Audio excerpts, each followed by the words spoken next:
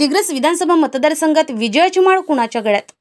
विधानसभा मतदारसंघाकडे संपूर्ण राज्याचे लक्ष लागले असून विद्यमान आमदार व राज्याचे मृद व जलसंधारण मंत्री संजय राठोड तसेच काँग्रेस पक्षाचे ज्येष्ठ नेते व माजी गृहमंत्री माणिकराव ठाकरे यांच्यामधील सरळ व काठ्याच्या लढतीमुळे मतदारांमध्ये संभ्रमावस्था तसेच अनिश्चितता पसरली आहे. कोण निवडून येईल असे विचारले असता काहीच सांगता येत नाही असे उत्तर सर्वांकडून सध्या मिळत आहे. महायुतीचे उमेदवार संजय राठोड विरुद्ध महाविकास आघाडीचे उमेदवार माणिकराव ठाकरे यांच्यात तब्बल 20 वर्षांनंतर थेट आमनेसामने दिसणार आहेत.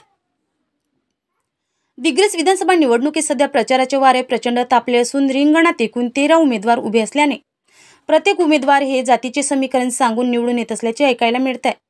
परंतु खरंच जातीय समीकरणातून निवडणूक झाल्यास कोण विजयी होईल आणि कोणाच्या गळ्यात विजयाची माळ पडणार व कोणाचा पराजय होईल याकडे सर्वांच्या नजरा लागल्या आहेत. दिग्रस मतदारसंघात शिंदे शिवसेना उमेदवार संजय राठोड पाचव्यांदा आपले भाग्य आजमावत असून त्यांच्या समक्ष महाविकास आघाडीचे दिग्गज माणिकराव ठाकरे उभे ठाकले आहेत. संपूर्ण मतदारसंघात संजय राठोड यांचा दांडगा जनसंपर्क असून त्यांना मिळालेली भाजपची साथ व प्रत्येक खेड्यापाड्यातील निष्ठावंत शिवसैनिकांची तसेच सर्वधर्मीय कार्यकर्त्यांची फौज त्यांच्या दिमतीला आहे. त्यांची वैद्यकीय सेवा, जनता दरबार, विविध आरोग्य शिबिरे, विद्यार्थ्यांचे सत्कार आणि शिष्यवृत्ती, घराघरात किराणा किटचे वाटप असे अनेक उपक्रम नागरिकांच्या मनात आहे. काँग्रेस पक्षाचे अधिकृत उमेदवार माणिकराव ठाकरे यांची अँटी इन्कम्बन्सी तसेच मागील काही वर्षापासून सुरू असलेल्या जनसंपर्कावर त्यांची भिस्त आहे. काँग्रेस पक्षाचे जुने व निष्ठावंत म्हणून देखील त्यांचे नाव पूर्वीपासूनच घराघरात पोहोचलेले आहे. राष्ट्रवादी शरद पवार गट, काँग्रेस पक्ष तसेच उद्धव बाळासाहेब ठाकरे शिवसेनेची फळी व खासदार संजय देशमुख यांचा दांडगा जनसंपर्क त्यांच्या जमेची बाजू आहे.